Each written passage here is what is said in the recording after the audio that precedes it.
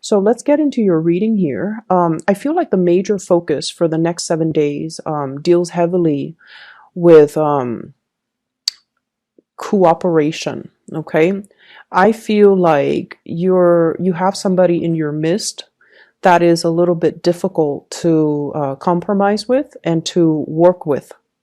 I see the energy of somebody who is dragging their feet, like they're very slow to act.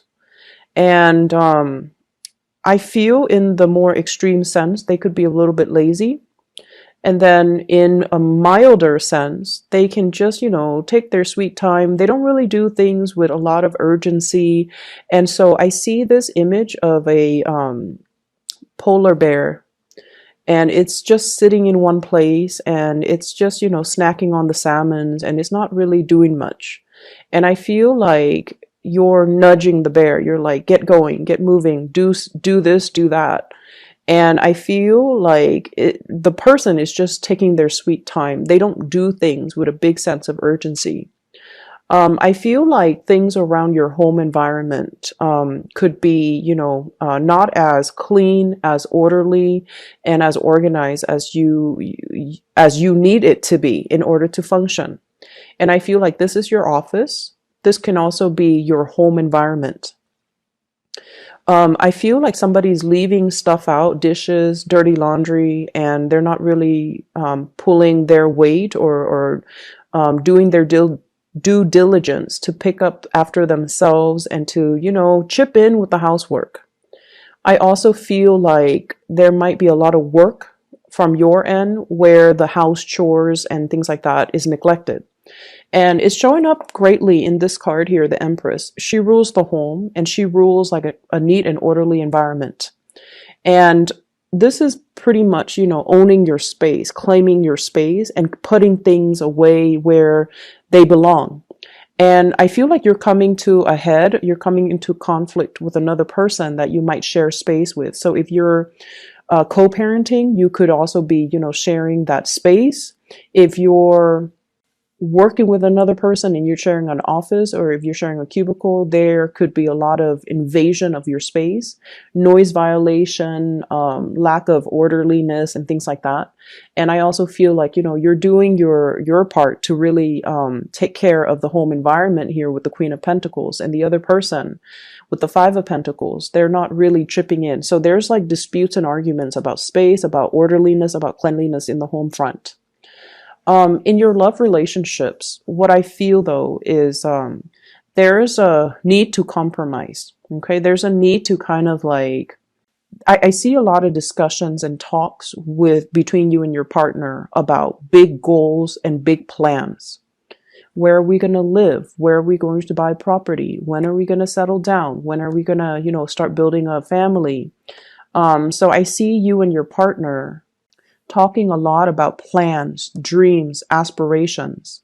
If you're not in a committed relationship, I see you're getting to know somebody and you're finding out, about their dreams, their passion, their long-term goals, and about where they're planning to be, what they see themselves doing in about 5 years' time, 3 years' time. And I feel that the person that you're dealing with, we have here a fire sign, Sagittarius, Aries, or Leo. This is somebody who is, a leader in their own right. Okay, so this is somebody that leads the way, that takes charge, that takes a lot of initiative. When it's in the reverse position, it's somebody who might be going through some type of inner conflict, or some type of they're experiencing some type of blockage in their own life, and they're questioning their sense of direction. They're questioning, what are my skills? What am I really good at? What do I really want to do? I see this as somebody who is who has a lot of ideas, and I feel like they initiate or start a lot of things, start a lot of projects, start a lot of, get the ball rolling on many, many things, but they might have difficulties finishing them. So you're dealing with someone who's a little bit scattered. And I feel like unless They take the time to really figure out their strengths, their weaknesses, their passions, and the things that they don't want to do. It's going to be really hard for this person to arrive at a sense of direction when it comes to overall plans and how you fit into their life goals and how you fit as a relationship partner into their life trajectories. And if this is a partner already, I feel like, they're having some type of a inner, like a mini, I would say a mini crisis where they're still trying to figure out, things in their own lives. They're trying to wrap up one chapter of their lives. They're trying to finish up something. For some of you, this could be the partner dealing with school. For others, it could be they're trying to get out of a divorce, or they're trying to separate themselves from, a situation like an ex, or finalizing some type of a divorce or separation with their ex-partner. And then for others, it's like they're trying to get published, they're trying to get things moving in that direction, just so that they can have that clarity and that certainty in their lives so that they can begin anew. And so I feel like there are a lot of discussions about, how we kind of fit together in each other's future plans. So there's a lot of compromise, there's a lot of discussions, and there's a lot of emphasis on building. Compromise is the key word here. So I definitely feel you've got somebody that you really care about, you want to build with. They want to build with you. They see a lot of potential in you, and they're trying to make things work. For some of you, I also feel like attraction and flirtation in the work environment, and you're trying to keep things very professional, mainly because there are other people around.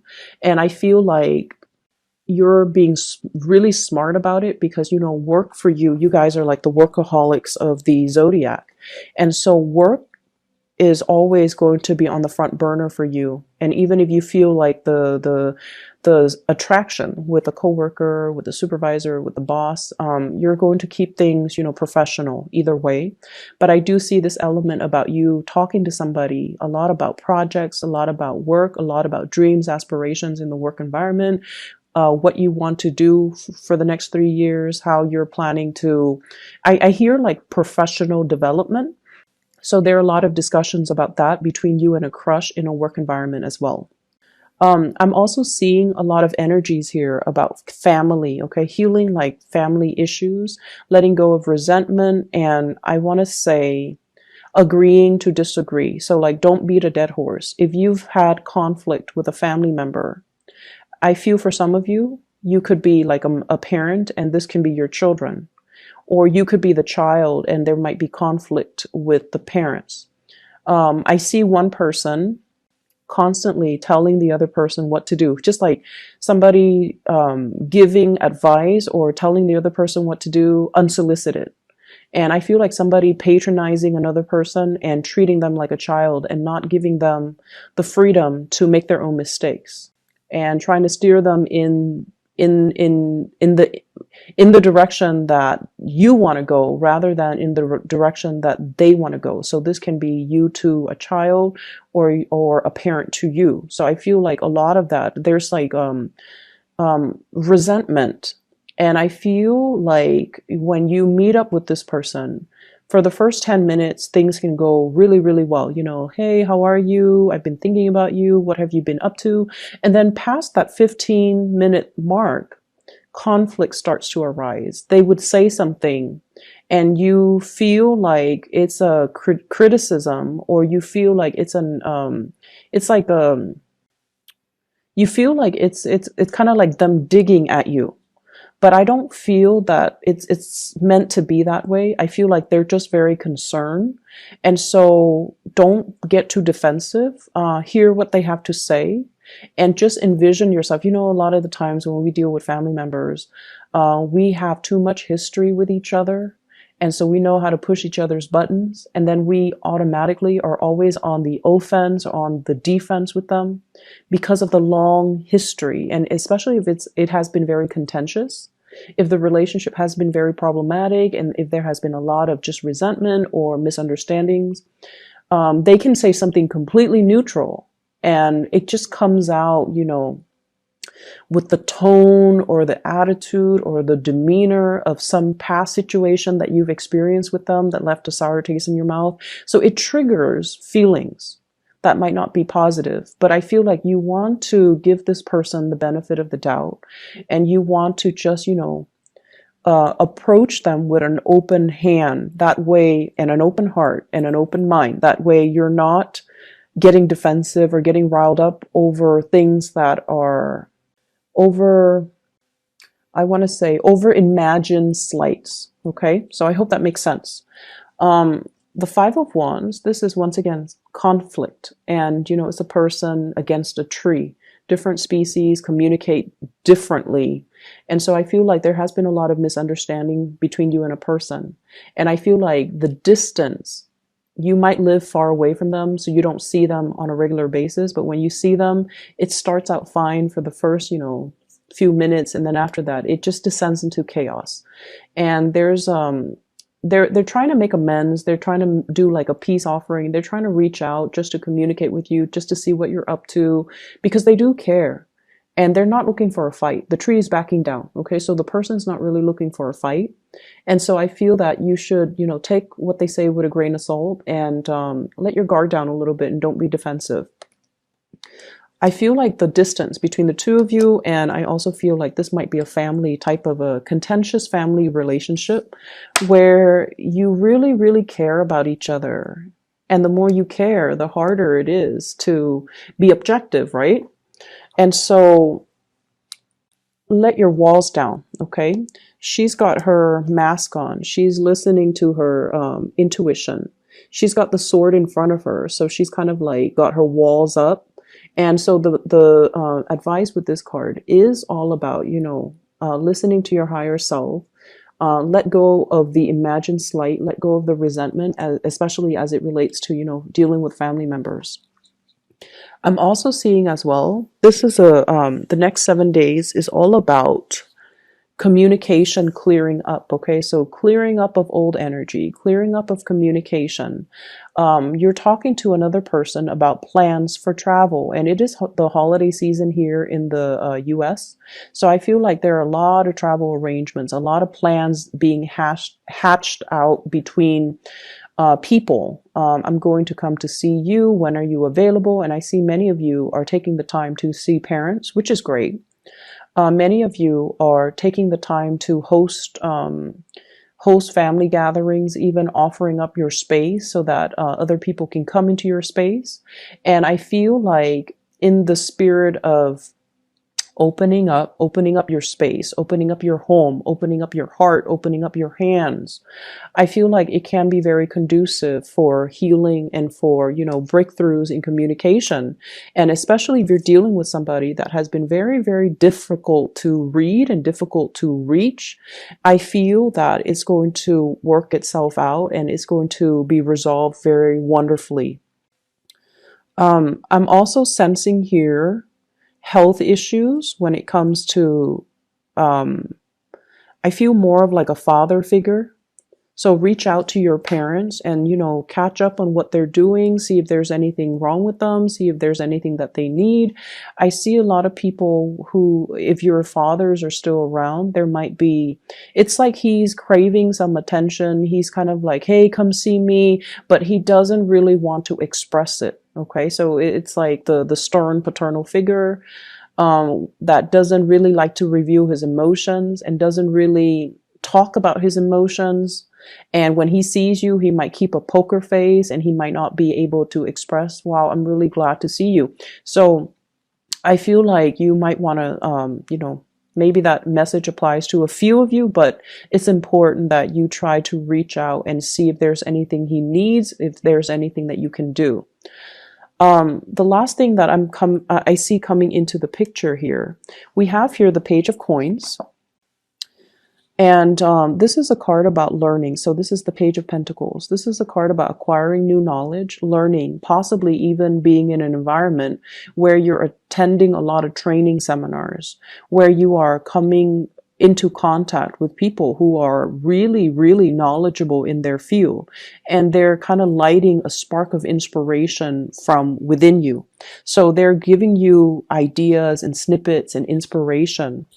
And I feel like you have somebody in your midst that's very knowledgeable about, whatever they're training you on. I feel a lot of it is about expansion. So it could be like, career development.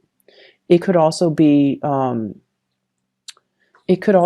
like financial planning, taking control of your financial future, how to accumulate more money, how to invest. You're doing some type of a course. You're doing some type of learning, and I feel like whatever you're learning, I see you with a group of people that you really get along with, that you really enjoy their company, and everyone is there to build something, to learn something, and to get something out of it, to make the most of the situation.